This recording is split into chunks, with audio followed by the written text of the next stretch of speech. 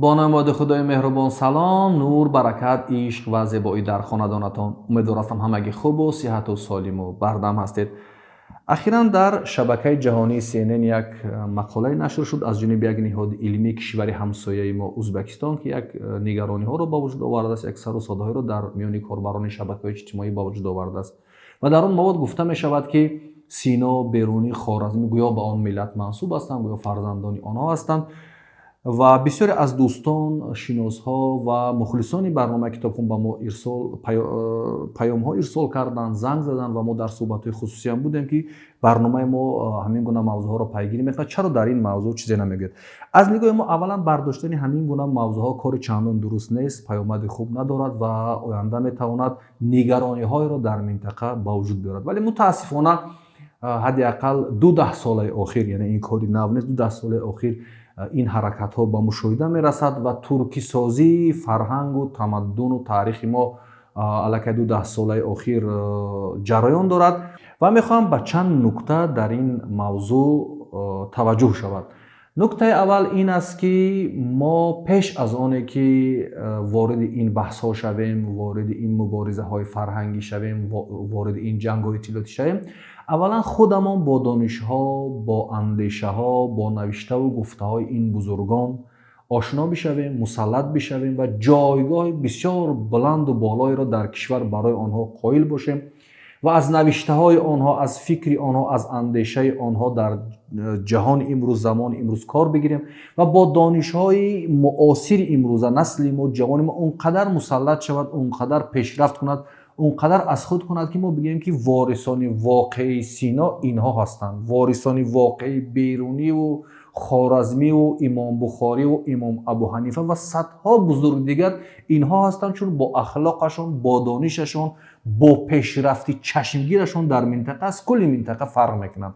یکی از راههای صاحبی شدن فرهنگ و تمدن مخصوصا بزرگان را من در همین میبینم که خودمان با دانش ها، با علم، با فرهنگ، با تقوا، با ایمانی که آنها داشتن مسلط بشویم و همچون نمونه نشان بدیم که نه، شما نیستید، شما دروغ میگید، آنها باب و اجداد ما هستند و این ما با رفتار خود، با گفتار خود، با دانش خود، با علم خود، با پیشرفت خود برای شما نشان میدیم که وارثان حقیقی آنها ما هستیم.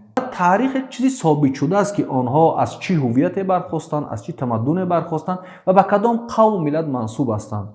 ابن سینا است، بیرونی است، خوارزمی است، امام بخاری است، امام ابو حنیفه است یا سعدی و حافظ و خیام است. ما زبان اینها را میفهمیم چون اینها با زبانی گرچند عربی در وقتش زبان علم بود بعضیش ایجاد کردن، ولی همه اینها آثار فارسی دارند، با فارسی گفتن، با فارسی نوشتن که امروز ما تاجیکان بدون کدام ترجمه، بدون ترجمان اینها را میفهمیم و فکر میکنیم که امروز برای ما نوشتند. این محکمترین دلیله که ما بگیم ما وارثان آنها هستیم و آنها بزرگان ما هستیم. ما نیاز به هیچ گونه ترجمه نداریم و آنهایی که مثلا دعوا میکنن که گویا این بزرگان از آنها هستند، به ملت آنها تعلق داره، مثلا این رو چه خیلی میفهمند. در پرده سخن نیست که معلوم نشد، کم ماند اسرار که محفوم نشد، در معرفت چون یک فکری کردم، معلوم هم شد که هیچ معلوم نشد. برای هیچ جوانی تاجیک فهمیدن همین رباعی سینا هیچ مشکلی ندارد، گویا با زبان امروزه مادری او نوشته، ولی شما مجبور هستید که اینو با زبان خودتان ترجمه کنید. یا میگه چون پیر شدی کار جوان نتوان کرد، پیرید با کفر نهان نتوان کرد، در ظلمت شب هر آنچه کردی، در روشن روز همان نتوان کرد. ما وقتی این هم میخونیم ما نیاز به ترجمه نداریم، نیاز به ترجمان نداریم. همین گونه فردوسی رو میفهمیم، همین گونه رودکی رو میفهمیم، همین گونه خیام رو، حافظ رو، گویا که با زبان امروزی مادری ما دارن با ما صحبت میکنن. از این خاطر پیش از همه من در این بحث ها، در این جنگ های فرهنگی میگم خودمون مسلط باشیم با این دانش ها، خودمون قوی باشیم و آثار و نوشته این بزرگان رو اونقدر حفظ باشد جوانی ما، نسل ما، و در برابر این دانش های معاصر زمانوی رو و به این اثبات کنیم که ما واقعا وارثان حلال این بزرگان هستیم. چون با شعارهای خالی، با منمنی های خالی، با داشته و گذشته نمیشود در زمان امروز قدرت نمایی کرد. این نکته اول. و یک موضوع دیگر هم وجود دارد که بسیاری فکر میکنند این برنامه‌هایی که تحریزی میشود، این مقاله‌هایی که در سطح CNN و دیگر جاها نشر میشود، کار یک نفر باشد، کار چند ژورنالیست باشد.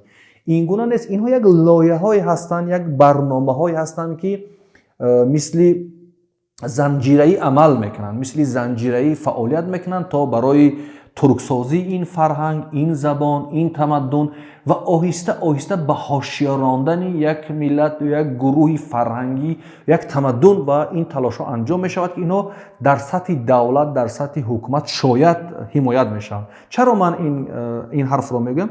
مثلا ببینید سال 2016 در تاجیکستان یک کتاب از زبان انگلیسی ترجمه شد و نشر شد. اون ما با چند دوستانم سر این کتاب بحث کرده بودیم و خود مؤلف هم اینجا آمدن این کتاب رو رونمایی کردن و به یک سوال کلیدی یک برادر همون وقت هم پاسخ نداده بودن.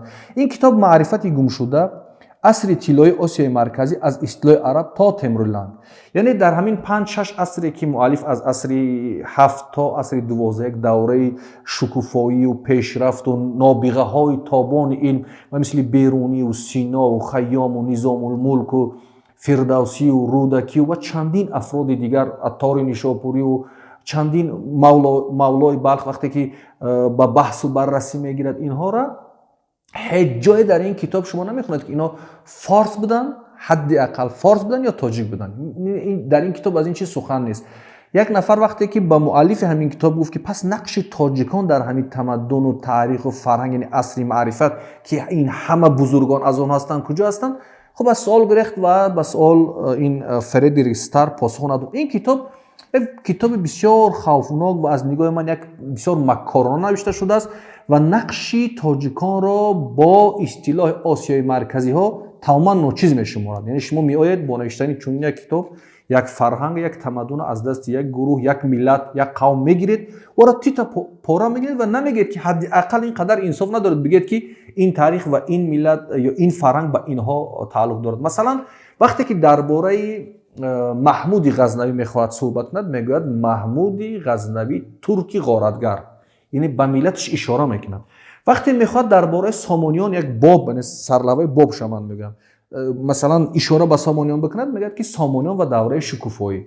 و سامانیان کی بودن؟ یک گروه از بلخ بودن، میگه آمدن این کارو انجام دادن و این شکوفایی ها، این پیشرفت ها رو انجام دادن و دیگر آدم حیران میموند که خب درباره برمکیان هم همین نظر است، درباره صفاریان هم همین نظر است، درباره طاهریان هم همین نظر است.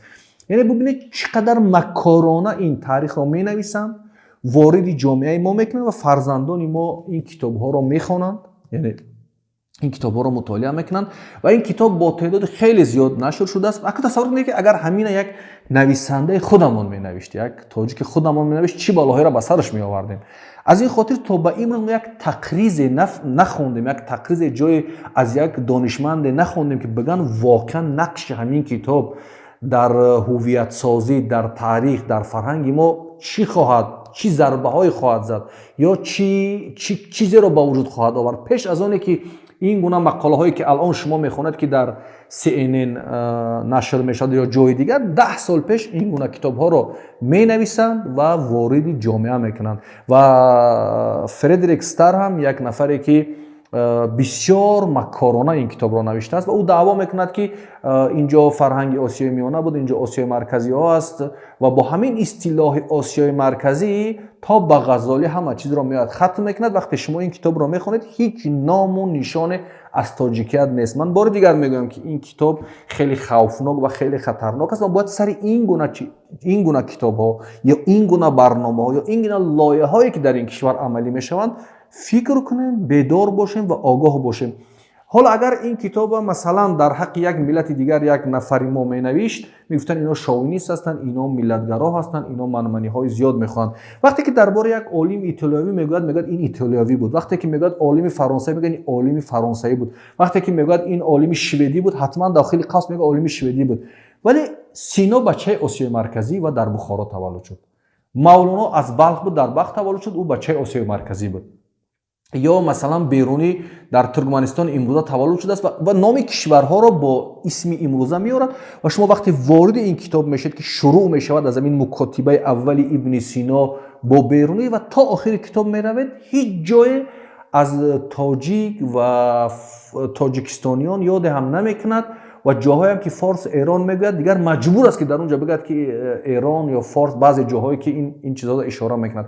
ولی کمترین موضوعی که به یک ترک، به یک مغول ارتباط داشته باشه حتما نام اونها را ذکر میکند که این کار ترکان بود، این کار مغول ها بود و همین گونه تاریخ رو مینویسد. یعنی یگان فکتی نو در این کتاب نیست، یگان دلیلی نو در این کتاب نیست. اون چیزی که ما در کتابای باباجان غفورов و دیگر استادان تاریخی خود خواندیم یا در تاریخ جهان که است، همون گپ ها است. یعنی یگان گپی نوی شما در این کتاب نمیخونید، فقط چیز در این کتاب یک چیزی نوی رو شما میبینید. حتی درباره امام بخاری و امام ابو حنیفه هم که اشاره در این کتاب میراد، وقتی که میبینید در اونجا یک چیز فقط وجود ندارد، ما و موقع ما. یعنی ما تاجیکان و موقع ما در این کتاب وجود ندارد و ما بعدا این کتاب رو باز به بررسی میگیریم و از دانشمندان خواهش میکنیم که یک نظر بدهند که آیا واقعا برداشت ما از این کتاب تا کجا درست است، تا کجا ما برداشتی واقعی کردیم از این کتاب. میخوام که دانشمندان دیگر در اینجا صحبت کنند. و نکته سومی که میخواهم بران اشاره کنم در این موضوع، بار دیگر میگویم که تاریخ یک چیزی اثبات شده است، یک چیزی ثبت شده است و هیچ کس نمیتواند که آن را از ما بگیرد در صورتی که خود ما اگر قوی باشیم. یکی از موضوعهای دیگری که میخواهم اشاره کنم این ترس است. بسیاری های ما رو میترسونند یا خودشان میترسونند که این میشود و آن میشود و فلان میشود و از قدرت های یادآوری میشوند و از بازی های یادآور میشوند.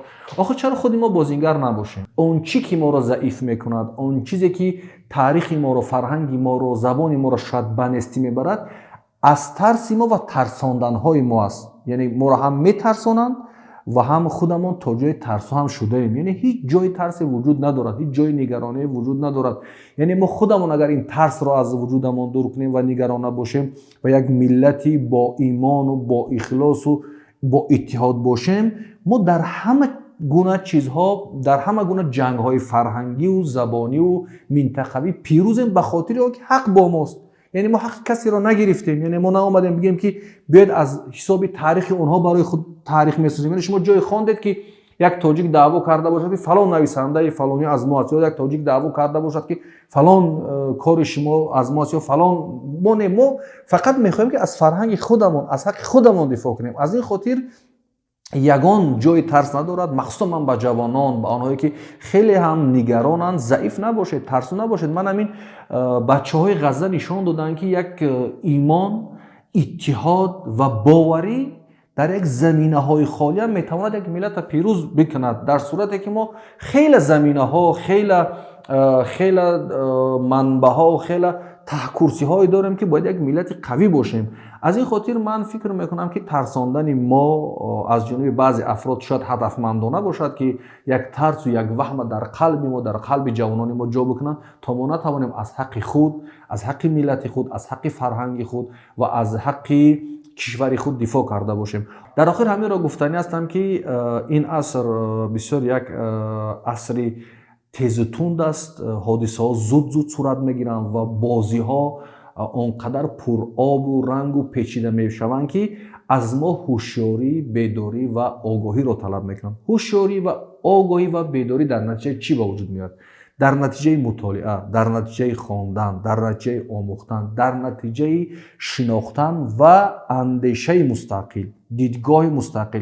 یعنی یک جاهای باید اجازه بدیم که افراد مستقل با دانش‌هایی که اندوختن، با اندیشه مستقل دارن، در فضا حضور داشته باشند، در فضا گفتگو کنند و این چیزها میتواند که ما را به یک ملت آگاه، به یک ملت هوشیار، به یک ملت بیدار تبدیل بدهد. ولی هر وقتی که ما بگیم که این کاری تو نیست خب کن، اون کاری تو نیست خب کن، شما گپ نزنید بعداً همش حل میشود، شما دخالت نکنید بعداً این میشود، شما نگوید بعد این میشود، و ما میبینیم که این خیلی نمیشود. میبینیم که هر روز یک موضوعی نو، یک دیدگاهی نو، یک نظری نو و یک ضربه های نوی فرهنگی، یک ضربه های نوی تمدنی بالای ما وارد میشد و ما نمیتوانیم که همچون تماشابین ببینیم که چگونه یک فرهنگی ما، خطر به فرهنگی ماست، خطر به زبانی ماست، خطر به تمدنی ماست. ما آرام نشسته باشیم. دلسرد نباشید، ناامید نباشید، نگران نباشید. در گوشه و کنار عالم افرادی هستند که این موضوع رو پیگیری میکنند، بسیار آگاه هستند، بسیار فعال و هوشیار و بیدار هستند و من امید میبندم که جوانان ما جامعه ما با پیروی از همون گذشتگان خود به مثل امام بخاری، امام ابو حنیفه، فردوسی، رودکی، حافظ، خیام، جامی، ابو علی ابن سینا، فارابی، فخرالدین رازی، خلاصه خیلی زیاد هستند تا به استاد احمد دانش و استاد صدرالدین عینی اینها را می آموزند و جایگاهشان را اولا در کشور خودمان عزیز می دارند و آنها را هرچی بیشتر تبلیغ می کنند و امید بر آن داریم که ما همون شکوه، همون شهامت و همون عزت و عظمت سامانیان را دوباره زنده خواهیم کرد و با رعایت حق و حقوق دیگران، نه مثل دیگران که بیاییم و حق و حقوق دیگران را پایمال کنیم و ما هیچ نیاز نداریم که یک تاریخ دروغین را برای خود بسازیم، هیچ نیاز هم نداریم. و بار دیگر میگم که وقتی این گونه موضوع ها رو مطرح میکنیم ما به این دعوا نداریم که ما یک ملتی برتر و از همه بالا و دیگرها هیچ هستند، فقط اینقدر خواهش داریم که حق ما، حقوق ما، بودن ما، هستی ما، تمدن ما، تاریخ ما در این منطقه حفظ شود و هیچ کس حق ندارد که به آن تعرض کند. نظام ها می روند، قدرت ها تغییر میکنند، ولی این فرهنگ، این تمدن و این زبان همان چنانه که هزار سالها باقی بود باقی خواهد ماند. خدا یار و یاورتان.